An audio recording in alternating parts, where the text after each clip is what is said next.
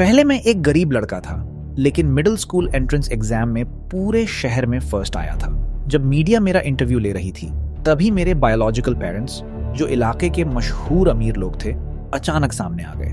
पिछली जिंदगी में मुझे लगा था कि अब गरीबी और दुखों से छुटकारा मिल जाएगा, लेकिन असल में मैं सीधे नरक में गिर गया था।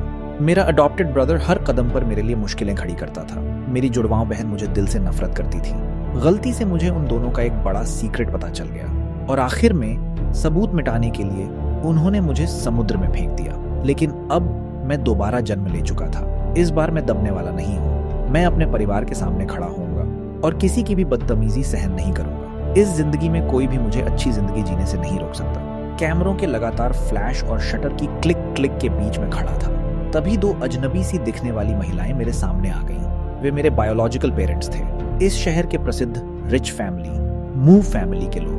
महंगे कपड़े पहने मेरी बायोलॉजिकल मदर ने मुझे कस कर गले लगा लिया। बेटा, आखिरकार हम तुम्हें ढूंढ ही पाए। उसके पीछे एक आदमी खड़ा था जिसका चेहरा मुझसे कुछ मिलता जुलता था। उसकी नजरों में बनावटी सी नरमी और अपनापन था। पिछली जिंदगी में भी यही हुआ था। जब मैं मीडिया को अपना टॉप रैंक आने का इंटरव्यू दे रहा था, तभी ये दोनों मेरे बायोलॉजिकल पेरेंट्स बनकर मेरे सामने आए थे। मुझे संभलने का मौका तक नहीं मिला। पूरे शहर के टॉपर का इंटरव्यू अचानक एक अमीर परिवार के बिछड़े बेटे के रियूनियन शो में बदल गया था। उस समय मैं बहुत चुप रहने वाला, शर्मीला और कमजोर स्वभाव का था। मैं न मना कर पाया, न अपने मन की बात कह पाया। बस उनके पीछे पीछे घर चला गया और फिर मैं उस जानलेवा जाल में फंस गया। उनका अडॉप्टेड सन मू यांगक्वान डरता था कि मैं आकर उसकी विरासत छीन लूंगा, इसलिए उसने मेरी जुड़वां बहन मुजियानी युलू के साथ मिलकर हर जगह मुझे परेशान किया। जब मैंने अपने बायोलॉजिकल पेरेंट्स से शिकायत की और सच समझाने की कोशिश की, तो उन्होंने मेरा एक शब्द नहीं माना। आखिर मू यांगक्वान और मू युलू ने मिलकर मेरी हत्या कर दी। उन्होंने मेरी लाश समुद्र में फेंक दी ताकि कोई सबूत न बचे। उसके बाद दोनों ने मेरे माता पिता से झूठ कहा कि मैं फैमिली का पैसा लेकर विदेश भाग गया हूँ। मेरे माता पिता ने मुझसे हर रिश्ता तोड़ दिया। लेकिन अब जब वही लोग मीडिया के सामने मुझे वापस ले जाने आए थे, मैंने सीधे उनकी बात ठुकरा दी। माफ कीजिए, मैं अनाथ हूँ, मेरा कोई परिवार नहीं है। मेरे इतना कहते ही सभी रिपोर्टर्स के कैमरास मेरी तरफ घूम गए। मेरी बायोलॉजिकल मदर फूट फूट कर रोने लगी और मेरा हाथ कस कर पकड़ लिया। क्यों बेटा, मैं तुम्हारी माँ हूँ, तुम मुझे क्यों नहीं पहचान रहे? तुम्हें पता है, जब तुम्हें हॉस्पिटल से चुरा कर ले जाया गया था, तब मैं कितनी टूट गई थी। इन सालों में मैं एक रात भी चैन से नहीं सो पाई। मैंने उसकी तरफ ठंडी नजरों से देखा। आप इतने अमीर हैं, बड़े बिजनेस फैमिली से हैं। अगर सच में मुझे ढूंढना चाहती तो क्या मुझे ढूंढना मुश्किल था? फिर आप ठीक उसी समय क्यों आई हैं जब मैं पूरे शहर का टॉपर बन गया? अभी ही क्यों?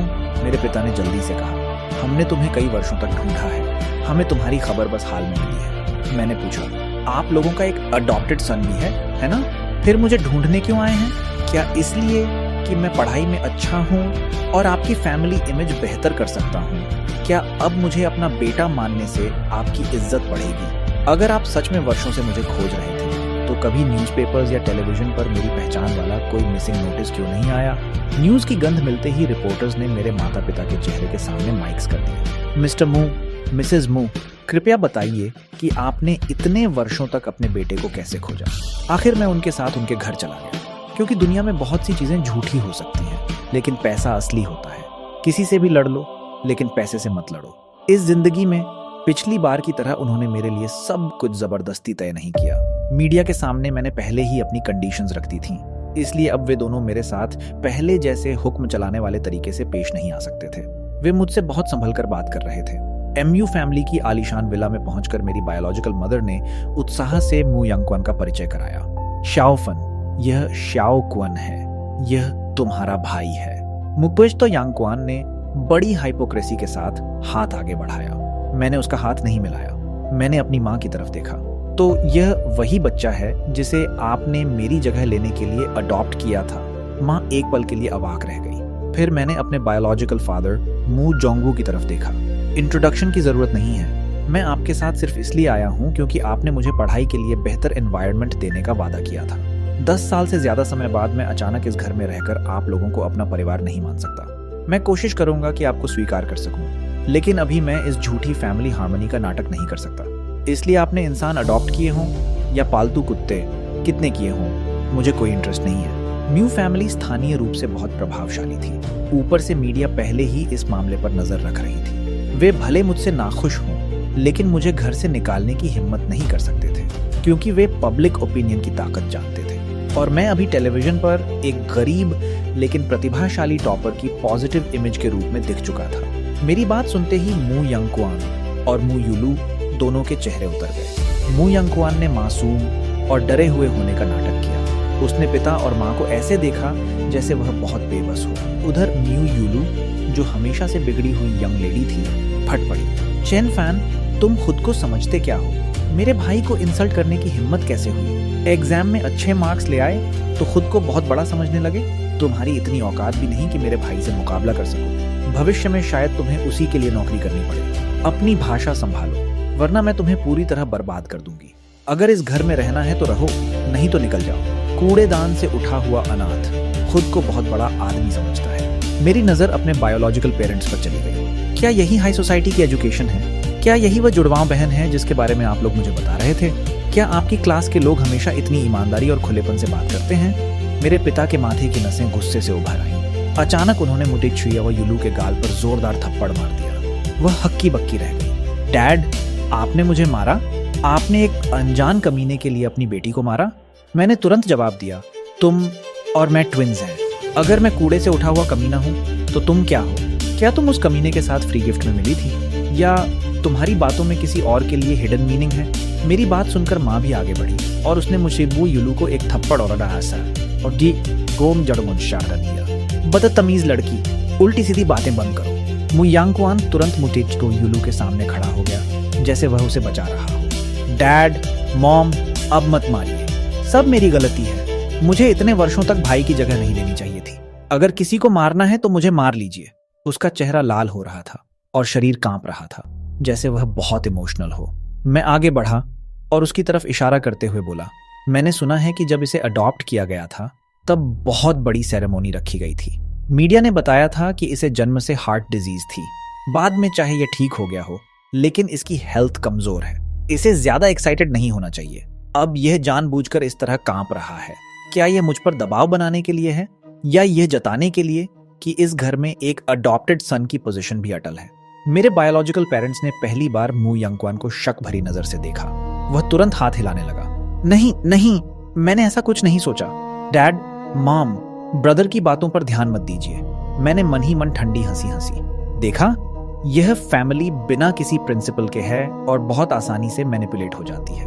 पिछली जिंदगी में जब मैं पहली बार इस घर आया था तो इन दोनों भाई बहन ने तानों और अपमान से मुझे बोलने तक नहीं दिया था। न मैं अपने लिए खड़ा हो पाया, न अपने बायोलॉजिकल पेरेंट्स के सामने अच्छी छवि बना पाया। लेकिन इस जिंदगी में मैंने उन्हें सीधे जवाब देकर चुप करा दिया और मेरे माता पिता की सिंपैथी भी अपने पक्ष में कर ली। अब इन दोनों के साथ और समय बर्बाद करने का कोई मतलब नहीं था। मैंने माँ की तरफ देखा। मैं थक गया हूँ। मेरा कमरा कहाँ है? पिछली जिंदगी में मेरा कमरा पहली मंजिल पर था।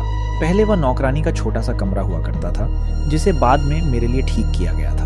माँ मुझे वहीं ले जाने वाली थी, लेकिन मैंने उस छोटे कमरे पर नजर डालकर कहा, आपने कहा था कि पूरे घर का टूर कराएंगी। उसे मुझे आगे ले जाने का मौका मिले उससे पहले ही मैं सीढ़ियां चढ़ गया। मैं सीधे मुतशिशु यांगक्वान के बेडरूम की तरफ पहुंचा। उसका कमरा बहुत बड़ा था, अटैच्ड बाथरूम, गेमिंग रूम और हर सुविधा के साथ। मैंने हल्की व्यंग्यपूर्ण मुस्कान दी, फिर उसके कमरे के ठीक बगल वाले गेस्ट रूम का दरवाजा खोल दिया। माँ असहज हो गई। उसकी नजरें मुझसे बचने लगी। श्याओ फैन, तुम्हारे भाई की हेल्थ ठीक नहीं रहती। वह बहुत हल्की आवाज से भी जाग जाता है, इसलिए यह गेस्ट रूम सामान्यतः इस्तेमाल नहीं होता ताकि उसे नॉइजर से परेशानी न हो। मैंने बिना पलक झपकाए उसकी आंखों में देखा। वह आखिरकार नजरें झुका गई। तब मैंने समझदार बनने का नाटक किया। कोई बात नहीं, यह कमरा मेरे पुराने घर से बहुत बेहतर है। मैं सच में बहुत लकी हूँ कि ऐसी फैमिली में पैदा हुआ। मैंने उसके कंधे पर हाथ रखकर जैसे उसे सांत्वना दी। मैं यहाँ पढ़ने आया हूँ, आराम करने नहीं। वैसे भी मैं कई साल तक यहाँ रहने वाला नहीं हूँ। आपको गिल्टी फील करने की जरूरत नहीं। कहते हैं ना, हाथ की हथेली और हाथ का पिछला हिस्सा दोनों शरीर का हिस्सा है, लेकिन हथेली ज्यादा कीमती होती है, पीठ वाला हिस्सा नहीं। सही कहा ना? माँ की आंखों में आंसू भर आए। वह पछतावे से लगभग रो ही पड़ी। उसने जल्दी से विषय बदल दिया। श्याओफान, तुम पहले जहाँ रहते थे वहाँ कैसी जिंदगी थी? क्या मुझे बता सकते हो? मैंने शांत आवाज में कहना शुरू किया। दादाजी ने मुझे कूड़ेदान से उठाया था। उनका पूरा परिवार एक कार एक्सीडेंट में मर गया था और वे अकेले रह गए थे। उस दिन वे जहर खरीदकर अपने परिवार के पास जाने वाले थे। लेकिन बस स्टेशन के पास से गुजरते समय उन्हें कूड़ेदान में किसी बच्चे के रोने की आवाज सुनाई दी। वह बच्चा मैं था। दादाजी कहते थे कि मुझे मिलना उनकी किस्मत थी। मेरे रोने की आवाज ने उन्हें मरने से रोक दिया। हम बहुत गरीब थे। दादाजी कचरा और कबाड़ इकट्ठा करके गुजारा करते थे। जब मैं 2 साल का था तभी से मैं उनके साथ बोतलें उठाने जाने लगा था। हमारे घर में नल का पानी नहीं था। आंगन में एक कुआं था। बिजली भी बहुत कम इस्तेमाल होती थी। 3 पैसे की मोमबत्ती बिजली जलाने से सस्ती पड़ती थी। मैंने अपने भीतर उठ रहे भारी दुख को दबाया और सपाट स्वर में आगे कहा, इस साल की शुरुआत में दादाजी गुजर गए। वह मेरे लिए सिर्फ 300 युआन छोड़ गए ताकि मैं फाइनल एग्जाम्स तक पहुंच सकूं। अगर आप मुझे यहाँ नहीं लाते तो मैं अब भी सोच रहा होता कि अगले 3 साल की हाई स्कूल फीस और लिविंग एक्सपेंसेस कैसे भरूंगा। मैंने उनकी तरफ देखकर पूछा, क्या मैं दुनिया का सबसे लकी इंसान नहीं हूँ? माँ रोते हुए बोली, मुझे माफ कर दो, तुम्हें बहुत दुख झेलना पड़ा। लेकिन उसकी आंखों में देखकर मुझे वैसी ही चिढ़ महसूस हुई जैसी पिछली जिंदगी में होती थी। मैं आपको दोष नहीं दे रहा, मैंने कहा, लेकिन रोने की बजाय क्या आप मुझे खाना दे सकती हैं? मैं आमतौर पर दिन में 2 बार खाता हूँ और अभी मुझे बहुत भूख लगी है। माँ ने जल्दी से आंसू पोंछे और रसोई की ओर दौड़ गई। विडंबना यह थी कि मैं सच में भूख से मर रहा था और माँ, जिसे खाना बनाना भी नहीं आता था, अपना मातृत्व दिखाने के लिए कुक को हटाकर खुद खाना बनाने लगी। उसे किचन में बुरी तरह उलझा देखकर मैंने उसे बाहर भेज दिया। फिर मैंने पानी उबाला और उसमें नूडल्स डाले। वाकई अमीर लोगों का खाना अलग होता है, मैंने मन ही मन सोचा। यहाँ नूडल्स भी गिफ्ट बॉक्स में आते हैं। एक साधारण सी नूडल सूप मेरे सामने रखी। श्याओफन लड़का होने के नाते तुम्हें उठने बैठने और खाने पीने का ढंग रखना चाहिए। टेबल मैनर्स का ध्यान रखा करो। मैंने उनकी बात अनसुनी कर दी। नूडल्स खाते खाते बस सिर हिला दिया। अगली बार ध्यान रखूंगा। दादाजी का घर बहुत गरीब था।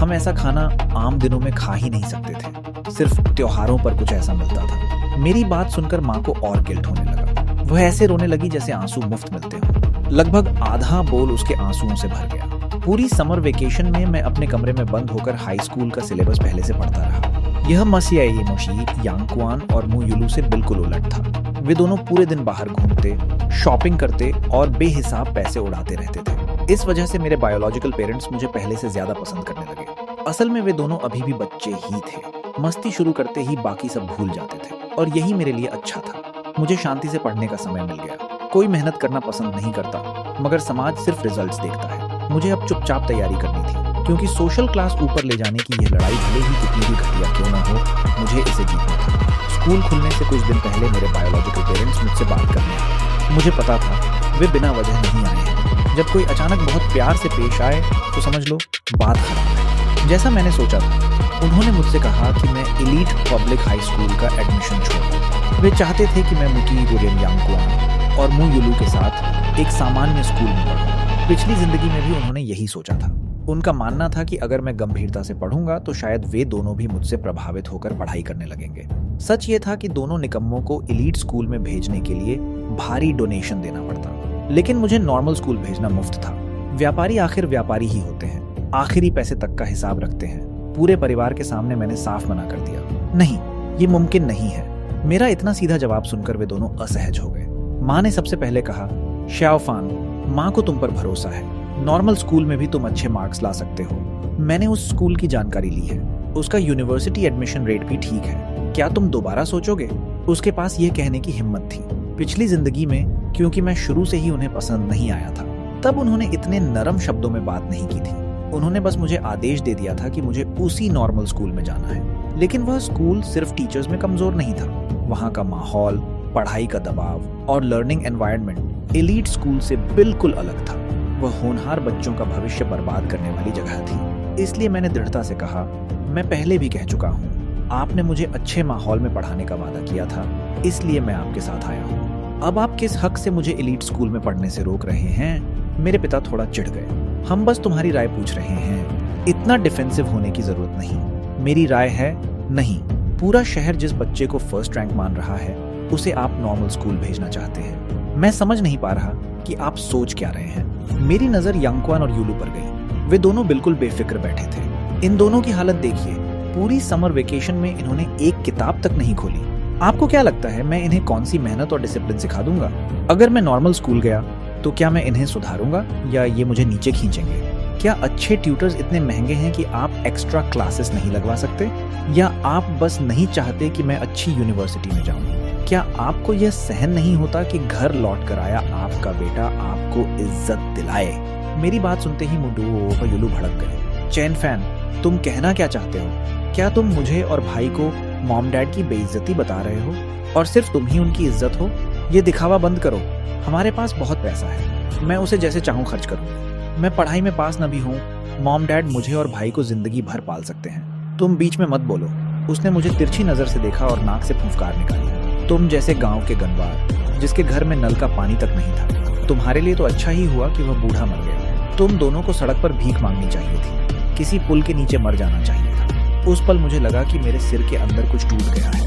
वह ताकत जो अब तक मुझे संभाले हुए थी, जैसे सूखी घास की तरह टूटकर आग में गिर गई। जब मुझे होश आया, मुझी सीधी युलू जमीन पर पड़ी हुई थी। उसके चेहरे पर डर था और उसकी नाक से तेजी से खून बह रहा था। मैंने उसे मार दिया था। मेरा हाथ हवा में उठा था, लेकिन पिता और माँ उसे कसकर पकड़े हुए थे। मेरे हाथ में अभी भी टेबल पर रखा बड़ा क्रिस्टल एशट्रे था। एमयू यांगक्वान डर के मारे मूर्ति की तरह खड़ा था। मेरी पीठ पर ठंडा पसीना बहने लगा। मैं युलू को लगभग मार ही देता। पिता ने मेरे हाथ से एशट्रे छीन लिया। माँ कांपते हुए मुझे गले लगाकर रोने लगी। मुझे माफ कर दो, मुझे माफ कर दो। मैंने उसे मजबूती से खुद से अलग कर दिया और जमीन पर पड़ी युलू को देखा। तुम लोग सच में ब्लड सिबलिंग्स हो। फिर मैंने अपने बायोलॉजिकल पेरेंट्स की ओर देखा।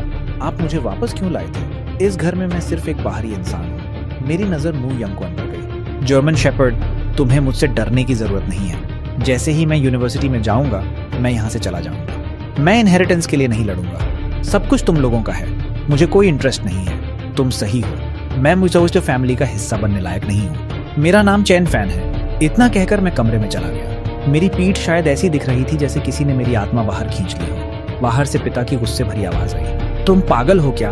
तुमने अपने भाई से क्या कहा? युलू चिल्लाई। मैंने उससे कुछ नहीं कहा। उसे देखकर ही घिन आती है। मैं उससे क्या बात करूंगी? क्या मैंने कुछ गलत कह दिया? उसे वापस नहीं आना चाहिए था। उसे बाहर ही मर जाना चाहिए था। अगर वह नहीं लौटता तो ब्रदर शाओक्वान इतना दुखी नहीं होता। सब आपकी गलती है। फिर एक जोरदार थप्पड़ की आवाज आई। लिविंग रूम पूरी तरह शांत हो गया। स्कूल के दूसरे ही दिन पुलिस मुझे पकड़कर ले गई। कारण था, लड़ाई में मैंने एक स्टूडेंट की आंख खराब कर दी थी। क्योंकि मैंने नॉर्मल स्कूल जाने से मना कर दिया था, मेरे माता पिता ने भारी डोनेशन देकर उन दोनों निकम्मों को भी एलीट स्कूल में दाखिला दिला दिया था। हालांकि उन्हें सिर्फ ऑडिटर स्टूडेंट्स की तरह रखा गया था। मुझे समझ नहीं आता था कि वे तीनों को एक ही स्कूल में क्यों रखना चाहते थे। मैं अपनी इच्छा के मुताबिक टॉप क्लास में चला गया। लेकिन अगले ही दिन रिसेस के दौरान स्टेयरकेस लैंडिंग पर सेकंड ईयर के 3 लड़कों ने मुझे घेर लिया। वे मुझसे प्रोटेक्शन मनी मांग रहे थे। मैंने मना किया और लड़ाई शुरू हो गई। जो इंसान एक बार मर चुका हो, वह किसी भी हद तक जा सकता है। मैंने अपनी ताकत का अंदाजा नहीं लगाया। हंगामे में मैंने उनमें से एक की आंख घायल कर दी। अब स्कूल इस मामले को दबा नहीं सकता था। उन्होंने तुरंत पुलिस को बुलाया और फैमिलीज को भी खबर दी। पुलिस स्टेशन में मुटिया इब युलू हाथ कमर पर रखकर कॉरिडोर में खड़ी थी और मुझे गालियां दी जा रही थी। तुम कहते थे ना कि मॉम डैड को इज्जत दिलाओगे, ये है तुम्हारा तरीका? तुम तो बस झगड़ालू गुंडे हो। अगर पता होता कि तुम इतने ट्रबल मेकर हो तो तुम्हें वापस घर ही नहीं लाते। आज किसी को पीटोगे, कल पूरा परिवार मार डालोगे। मू यांगक्वान अपनी खुशी छिपा नहीं पा रहा था। चैन फैन, मैं बीच में नहीं बोलना चाहता, लेकिन मॉम डैड को तुमसे कितनी उम्मीदें थीं। तुमने ये कैसे कर दिया? अब क्या होगा? अगर सामने वाला तुम्हें माफ नहीं करता तो तुम्हें सजा भी हो सकती है। उसकी नजर मेरे माता पिता की तरफ गई। क्या हम उन्हें कुछ कॉम्पेंसेशन दे दें? अगर शाओफन को जुवेनाइल डिटेंशन में जाना पड़ा तो वह यूनिवर्सिटी कैसे जाएगा? मेरे पिता ने निराश होकर मेरी तरफ देखा। देखो तुमने क्या कर दिया। कोई कुछ कह दे तो चुप नहीं रह सकते। अगर कोई मारता है तो क्या दर्द हो जाता है? इतनी हिंसा क्यों करनी थी? मैंने ठंडी आवाज में कहा। वे मुझसे पैसे मांग रहे थे। उन्होंने मुझे बास्टर्ड और ट्रैश कहा। उन्होंने मेरा सिर दीवार पर दे मारा। तो क्या मैं बस चुप रहता? क्या मैं छिप जाता और उन्हें मुझे कुचलने देता? क्यों? मू यांगक्वान ने भौहें चढ़ाईं और मुझे डांटते हुए कहा, शाओफन, यह बात सही नहीं है। तुम्हें खुद के बारे में सोचना चाहिए। अगर तुमने कुछ गलत नहीं किया होता तो वे सिर्फ तुम्हें ही क्यों परेशान करते? वह अपनी बात पूरी भी नहीं कर पाया। मैंने आगे बढ़कर उसे जोरदार थप्पड़ मार दिया। थप्पड़ की आवाज पूरे पुलिस स्टेशन के कॉरिडोर में गूंज गई। मैंने उसकी तरफ देखते हुए कहा, मैं तुम्हें ही क्यों मार रहा हूँ, किसी और को क्यों नहीं? तुम्हें खुद के बारे में सोचना चाहिए। शायद तुमने ही कुछ गलत किया होगा। मू युलू मुझ पर झपटने ही वाली थी कि पिता ने उसे पकड़ लिया। चेनफान, मेरे सामने अपने भाई को मारने की हिम्मत कैसे हुई? तुम्हारी इतनी हिम्मत?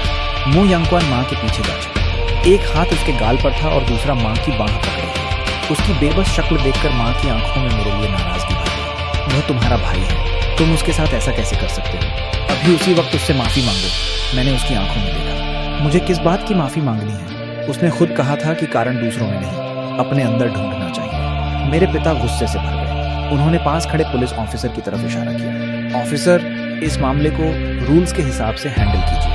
ऐसे बच्चे को अगर सही से नहीं सिखाया गया तो इसे दुनिया की समझ नहीं आएगी। भले ही यह कागजों में मेरा बेटा हो, मैं पक्षपात नहीं करूंगा। पुलिस ऑफिसर ने सिर हिलाया। फिर उसने गुस्से से भरे म्यू फैमिली के सदस्यों को देखा और मन ही मन शायद उन्हें बेवकूफ समझा। उसने कहा, तुम एमयू यूलू हो, है ना? यूलू चौंक गई। हाँ, मैं मू यूलू हूँ। ऑफिसर ने इशारा किया। मेरे साथ चलो, मुझे तुमसे कुछ सवाल पूछने हैं। जिन 3 लड़कों ने मुझे घेरा था उनमें से एक की पॉकेट से पुलिस को एक नाइफ मिला था। दूसरे लड़के के बयान में साफ था कि उन्हें मुझे सबक सिखाने के लिए भेजा गया था, इसलिए पूरा मामला बदल गया। वह लड़का बार बार कहता रहा कि नाइफ उसकी नहीं थी और उसने उसे पहले कभी नहीं देखा था, लेकिन वह यह नहीं बता पाया कि नाइफ उसकी पॉकेट में पहुंची कैसे। पिछली जिंदगी में नॉर्मल स्कूल में मुझे लगभग रोज बली किया जाता था, लेकिन मैंने नहीं सोचा था कि इस जिंदगी में स्कूल शुरू होते ही यांगक्वान और मू यूलू इतनी जल्दी हरकत कर देंगे। उनकी टेक्निक्स वही थी, उनकी नीयत भी वही थी, बस इस बार शिकार बदल गया था। इस बार मैंने खुद को बचाया। असल में वह लड़का बेगुनाह था, नाइफ उसकी नहीं थी। लड़ाई के दौरान मैंने ही चुपके से नाइफ उसकी पॉकेट में डाली थी और उसकी आंख भी मैंने जानबूझकर घायल की थी ताकि मामला बड़ा हो जाए। हल्की डांट और कुछ दिन की काउंसलिंग से कुछ नहीं बदलता। मुझे उस बड़े आदमी तक पहुंचना था जो इन सब के पीछे था।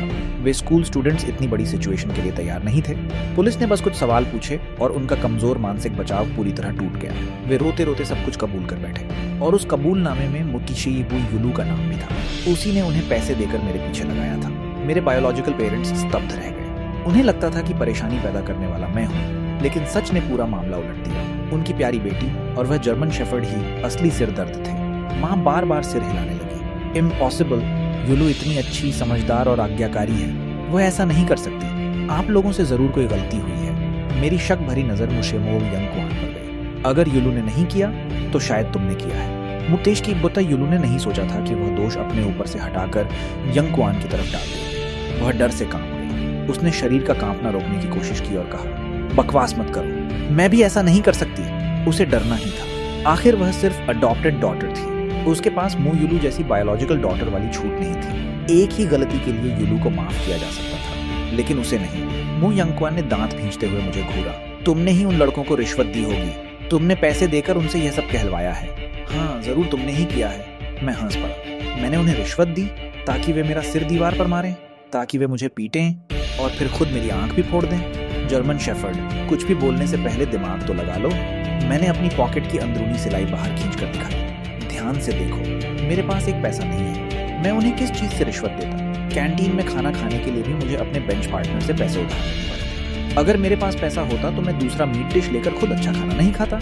मैं तुम दोनों जैसा नहीं हूँ जो हर महीने 10,000 यूं ही उड़ा देते हो। तभी मेरे माता पिता को समझ आया कि मैं घर लौटने के बाद से उन्होंने मुझे 1 UN तक पॉकेट मनी नहीं दी थी। मैं घर में खाता और सोता था। मैंने कभी उनसे पैसा मांगा नहीं, इसलिए उन्होंने मान लिया था कि मुझे इसकी जरूरत नहीं। पिता के चेहरे पर शर्मिंदगी आ गई। श्याओ फैन, ये मेरी गलती है। मैं तुम्हें अलाउंस देना भूल गया। उन्होंने एक जबरदस्ती की मुस्कान दी। घर चलने पर मैं तुम्हारे लिए सप्लीमेंट्री कार्ड बनवा दूंगा। पापा से नाराज मत होना। पापा तुम्हें सच में कॉम्पेंसेट करेंगे। मैं चुप रहा। मेरी नजर उस मुदकोतो यूलू पर गई जो दीवार के पास खड़ी चुप हो चुकी थी, और फिर उस जर्मन शेफर्ड पर जिसका चेहरा तनाव से भरा था। अगर वह अपने प्यारे यांगक्वान के लिए दोष लेने को तैयार था तो मैं उसे रोकने वाला कौन था? मैं पिता की तरफ मुड़ा। आपने अभी ऑफिसर से कहा था कि आप कोई पक्षपात नहीं करेंगे। अब उम्मीद है कि आप अपनी बात निभाएंगे। कृपया मुझे निराश मत कीजिएगा। आखिर मू यूलू बिना किसी नुकसान के पुलिस स्टेशन से बाहर आ गई, क्योंकि मैंने मीडिएशन एग्रीमेंट पर साइन कर दिया था। उसकी कीमत थी 3 मिलियन युआन। इमीडिएट ट्रांसफर, पहले पैसा फिर सिग्नेचर। मेरे पिता बड़बड़ाते रहे कि अच्छे आदमी को इतना पैसे का लालची नहीं होना चाहिए, लेकिन उन्होंने बिना एक पल लगाए 3 मिलियन मेरे अकाउंट में ट्रांसफर कर दिए। उन्हें डर था कि अगर मैंने साइन नहीं किया तो उनकी प्यारी बेटी का क्रिमिनल रिकॉर्ड बन जाएगा। जब मैंने एग्रीमेंट पर साइन कर दिया तो माँ ने चिंता दिखाते हुए पूछा, श्याओफान, तुम्हें इतने पैसे क्यों चाहिए? इतनी कम उम्र में इतने पैसे रखना अच्छी बात नहीं है। मैंने उसकी आंखों में देखते हुए कहा, क्योंकि आप दोनों को मुझसे कोई लगाव नहीं है। आपको सिर्फ मेरे मार्क्स और मेरी पब्लिक इमेज की चिंता है। आपको बस ये चाहिए कि मैं दूसरों के सामने आपकी इज्जत बढ़ाऊं। आज आपकी बेटी ने गुंडों को पैसे देकर मुझे बुली करवाया। कौन जानता है कि कल आप दोनों ही मुझे घर से निकाल दें। अगर मैं आज मौका देखकर कुछ पैसे नहीं निकालूंगा तो बाद में जीऊंगा कैसे। माँ तुरंत हाथ हिलाने लगी। नहीं, ऐसा कभी नहीं होगा। तुम मेरे बेटे हो, मैं तुमसे प्यार कैसे नहीं कर सकती। उसका चेहरा देखकर मुझे पिछली जिंदगी का वह पल याद आ गया जब उसने निराश होकर कहा था, काश श्याओफान सच में मेरा बेटा होता। तुमने मुझे बहुत निराश किया है। अगर मुझे पता होता कि तुम ऐसे निकलोगे तो मैं तुम्हें कभी जन्म ही नहीं देती। कितनी बदकिस्मती है। मैं उनसे पीठ मोड़कर चला गया। भविष्य के बारे में कौन जानता है।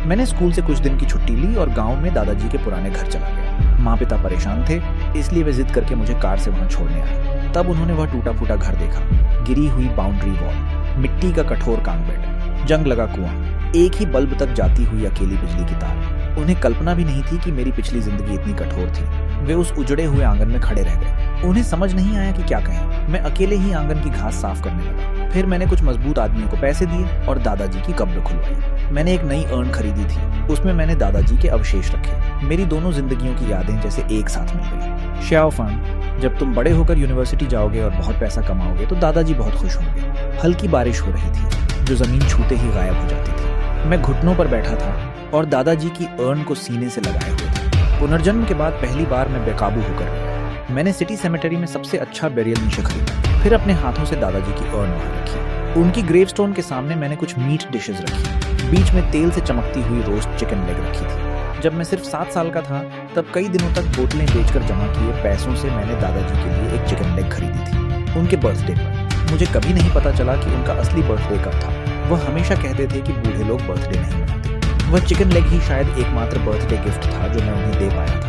उन्होंने उसका छोटा सा बाइट लिया और फिर मुस्कुराकर उसे मेरे बोल में रख दिया। बहुत स्वादिष्ट है, लेकिन दादाजी के दांतों में दर्द है, तुम इसे मेरे लिए खत्म कर दो। फिर उन्होंने प्यार से मेरे सिर पर हाथ दिया। जब हमारा श्याओफैन बहुत पैसा कमाएगा तब वह दादाजी के लिए रोज चिकन लेग्स खरीदेगा, लेकिन वे अपने पोते के हाथ से वे चिकन लेग्स खाने तक जिंदा नहीं रहे। मैंने उनकी ग्रेवस्टोन पर एक कप लेकर ओढ़े दिया, फिर घुटनों पर बैठकर 3 गहरे प्रणाम किए। मेरे पीछे से माँ के दबे हुए रोने की आवाज आई, लेकिन मैं नहीं रोया। मैं नहीं चाहता था कि मेरे आंसू दादाजी की शांति को परेशान करें। मैं घुटनों पर बैठा रहा और बिना पीछे मुड़े बोला, आप जानते हैं मेरा नाम चैन फैन है। दादाजी चाहते थे कि मैं बस एक साधारण इंसान, एक शांत, सुरक्षित और स्वस्थ जिंदगी जीऊं। फिर मैं खड़ा हुआ और अपने बायोलॉजिकल पेरेंट्स की तरफ मुड़ा। मैं उनका इकलौता परिवार था। उन्होंने हमेशा मुझसे प्यार किया। वे बिना किसी शर्त के मेरे साथ अच्छे रहे। उन्होंने मुझे कभी किसी का सब्स्टिट्यूट नहीं बनाया और उन्होंने कभी किसी को मुझे अननोन बास्टर्ड कहने दिया। सिमेट्री से लौटने के बाद मैंने स्कूल के पास एक छोटा अपार्टमेंट रेंट कर लिया और वहीं रहने लगा। शेयर्ड डॉर्मेट्री का माहौल पढ़ाई के लिए सही नहीं था और मैं नहीं चाहता था कि कोई चीज़ मेरे स्टडीज को प्रभावित करे। जिस दिन मैं शिफ्ट हो रहा था, माँ ने मुझे रोकने की कोशिश की। घर में भी कमरा है, ड्राइवर तुम्हें स्कूल छोड़ सकता है, फिर बाहर जाकर रहने की जिद क्यों कर रहे हैं। मेरी नज़र उनके पीछे पहले नौकरानी के कमरे रहे उस छोटे कमरे के दरवाजे पर। मेरा बाहर रहना सबके लिए अच्छा है, आखिर आप लोग ही एक फैमिली हैं और मैं जो बाहरी इंसान हूं आपको असहज नहीं करूंगा। अगले दिनों में मैं पूरी तरह किताबों में डूब गया। बस पढ़ाई करके थक जाना, और अगर न थकूं तो फिर पढ़ाई। अपने असली बर्थडे वाले दिन मैंने सोशल मीडिया पर एक पोस्ट डाली। उसमें एक छोटा सा केक था, 3 पैसे वाली एक मोमबत्ती, तेल में तली हुई 2 चिकन लेग्स और बगल में टेस्ट्स तथा एग्जाम पेपर्स का ढेर। मैंने कैप्शन लिखा, मेरे असली बर्थडे की पहली सालगिरह, हैप्पी बर्थडे टू मी। क्या अमीर लोग ब्लड रिलेशंस को बहुत महत्व नहीं देते?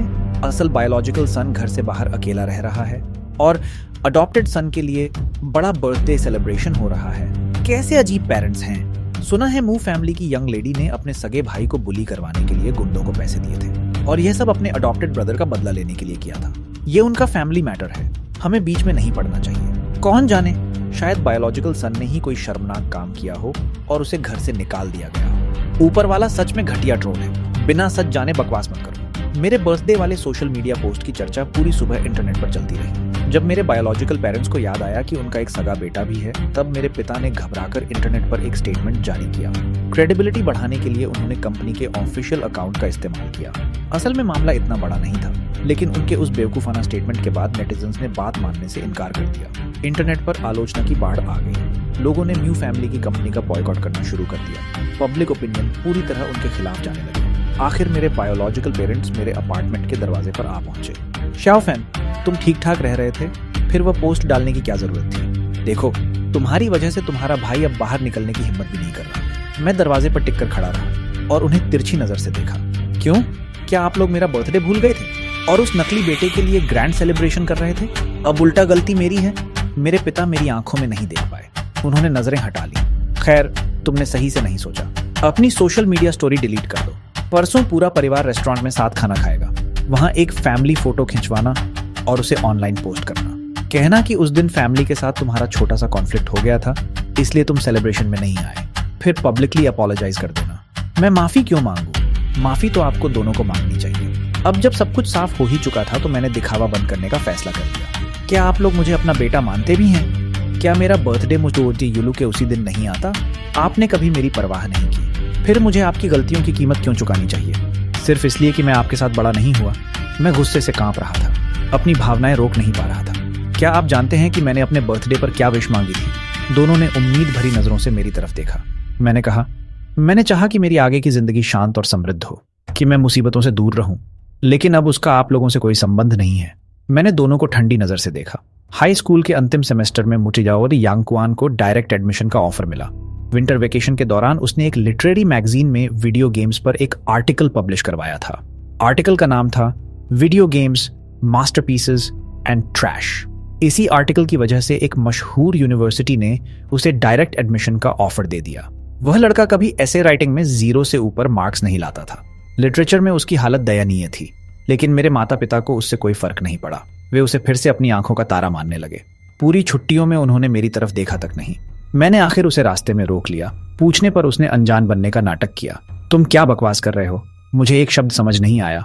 वह आर्टिकल मेरी मेहनत का नतीजा है। मैंने उसे एक एक शब्द खुद लिखा है। मैंने उसमें अपना पूरा दिल लगा दिया। तुम किस हक से मेरी मेहनत को झुठला रहे हो? तुम कहते हो कि वह आर्टिकल तुमने लिखा है? मैंने पूछा। तो साबित करो। वह तिरस्कार से मुस्कुराया, लेकिन उसकी उंगलियां तेजी से फोन पर कुछ टाइप कर रही थीं, जैसे वह रिकॉर्ड कर रहा हो या किसी को मैसेज भेज रहा हो। उसने लगभग फोन की स्क्रीन मेरे चेहरे पर रगड़ दी। सपने देखना बंद करो। मैं तुम्हें मुझे रिकॉर्ड करने का मौका नहीं दूंगा। सुनो, इस घर का इकलौता बेटा मैं हूं। तुम्हें सड़क पर ही पड़े रहना चाहिए था। तुम वापस सिर्फ मेरा आर्टिकल चुराने आए हो। मैंने उसे देखा। तो तुमने मेरा आर्टिकल चुराया है? वह बेशर्मी से बोला। हाँ, मैंने चुराया। तो क्या कर लोगे? MU फैमिली का असली वारिस मैं हूं। अगर थोड़ी अक्ल है तो यहां से गायब हो जाओ। मैं अपने बायोलॉजिकल पेरेंट्स के पास जवाब मांगने गया। जैसा मैंने सोचा था, दोनों ने मुझे महान बनने की सलाह दी। श्याओफान, तुम तो अच्छे मार्क्स लाते हो, माँ ने कहा।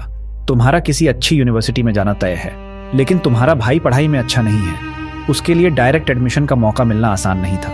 वह मौका उसे दे दो। पिता ने भी सहजता से जोड़ा। तुम्हारी बहन की पढ़ाई भी एक चिंता है। क्यों ना तुम उसके लिए भी एक आर्टिकल लिख दो, ताकि उसे भी डायरेक्ट एडमिशन मिल जाए। फिर तुम तीनों में से 2 को डायरेक्ट एडमिशन मिल जाएगा और तुम अच्छे मार्क्स लेकर खुद आगे निकल जाओगे। लोगों के सामने हमारा परिवार कितना अच्छा लगेगा। उस दिन मैंने उनसे बची हुई सारी उम्मीद छोड़ दी। इसलिए मुझो फैमिली ने जब मु यांगकुआन की डायरेक्ट एडमिशन सेलिब्रेट करने के लिए पार्टी रखी, तो मैंने हॉल की बड़ी स्क्रीन पर अपने कमरे की CCTV फुटेज चला दी। वीडियो में मुतोबु यांगकुआन और मुयुलू चुपके से मेरे कमरे में घुसते दिख रहे थे। मुयुलू दरवाजे पर खड़ी होकर निगरानी कर रही थी और मु यांगकुआन ने मेरा कंप्यूटर ऑन कर लिया। कौन सी फाइल है? उसने पूछा। मुयुलू ने जवाब दिया, वही वीडियो गेम्स वाली, मास्टरपीसेस एंड ट्रैश। हाँ, वही। मैंने उस बस्टर्ड को फोन पर कहते सुना था कि इस आर्टिकल के अवार्ड जीतने की बहुत संभावना है। मु यांगकुआन उत्साह से मेरे कंप्यूटर में लगा USB निकालने लगा। हो गया, कॉपी हो गई। जल्दी कंप्यूटर बंद करो। सारे गेस्ट्स के सामने यह वीडियो चल रही थी। पूरा हॉल खामोश हो गया। मेरे पिता का चेहरा गुस्से से बिगड़ गया। माथे की नसें उभर आईं, लेकिन अगले ही पल उन्होंने मुझे जोरदार थप्पड़ मार दिया। नालायक, तुम अपने भाई और बहन की खुशी भी नहीं देख सकते? तुमने पूरे फैमिली का नाम खराब कर दिया। गेस्ट्स के बीच फुसफुसाहट चल रही थी। तभी पुलिस हॉल के दरवाजे से अंदर आई। हम फिर से पुलिस स्टेशन के कॉरिडोर में थे। मेरे बायोलॉजिकल पेरेंट्स मेरे सामने बैठे थे और गुस्से में मुझे दोष दे रहे थे। हमने तुम्हें इतने साल पाला और तुमने यही बदला दिया। तुम एहसान फरामोश हो। तुम ऐसा कैसे कर सकते हो? मेरा तुम्हारे जैसा कोई बेटा नहीं है। तुम इतने निर्दयी कैसे हो सकते हो? अब तुम्हारा भाई और बहन बाहर कैसे निकलेंगे? मेरे पिता ने गुस्से में आदेश दिया, पहले कंप्लेंट वापस लो, घर पहुंचकर बाकी हिसाब करूंगा। मैंने सिर हिला दिया, फिर थप्पड़ से लाल हुए अपने गाल की तरफ इशारा किया और पिता को सीधे देखा। एक बार फिर कहिए, फैमिली का नाम खराब किसने किया है? माँ आंसू पोंछते हुए बोली। आखिर वे तुम्हारे भाई बहन हैं। तुम उन्हें इस तरह बर्बादी में कैसे धकेल सकते हो? तुमने इतना निर्दयी काम कैसे किया? मैंने पूछा। तो आपके हिसाब से इन दोनों का मेरा आर्टिकल चुराना कोई बड़ी बात नहीं है, लेकिन मेरा उनकी चोरी सबके सामने लाना बड़ी बात है, यही कहना चाह रही हैं? माँ ने कहा, उन्होंने गलती की है, लेकिन हम उसे घर में सुलझा सकते थे। तुमने इसे पब्लिक कर दिया, इससे साबित होता है कि तुम हमें फैमिली नहीं मानते। मैं हंस पड़ा। और आप लोग मुझे फैमिली मानते हैं? वह आर्टिकल मैंने लिखा था। जब मैं लिख रहा था मैंने आपको दिखाया भी था, और अब आप भूलने का नाटक कर रही हैं। असल में विंटर वेकेशन में जब माँ मुझे दूध देने मेरे कमरे में आई थी, मैंने उसे आर्टिकल का टाइटल दिखाया था।